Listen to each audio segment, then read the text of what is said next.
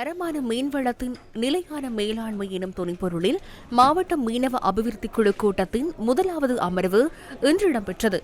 மன்னார் மாவட்ட செயலகத்தின் மாநாட்டு மண்டபத்தில் கடற்றொழில் அமைச்சர் ராமலிங்கம் சந்திரசேகரன் தலைமையில் மீனவ அபிவிருத்தி குழு கூட்டம் இடம்பெற்றது.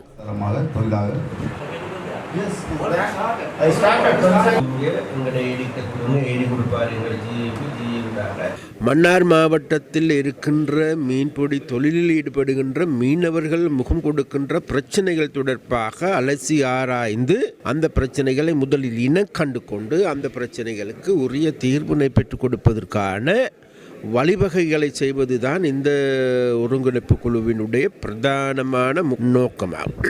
கடற்படையினரால் கைப்பற்றப்பட்டு வைத்திருக்கின்ற ஒரு சில காணிகள் தொடர்பான பிரச்சனைகள் இந்த இடத்தில் பேசப்பட்டது.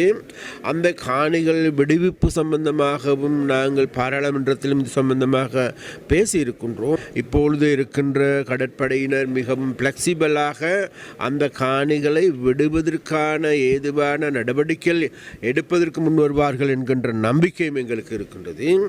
இதேவேளை கிளிநொச்சி மாவட்டத்தின் மீனவ அபிவிருத்தி குழு கூட்டம் மாவட்ட செயலகத்தில் இன்று இடம்பெற்றது. வடமாகாண மீன்வளம் கடற்றொழிலாளர்களின் அபிவிருத்தி குறித்து இங்கு கலந்துரையாடப்பட்டது.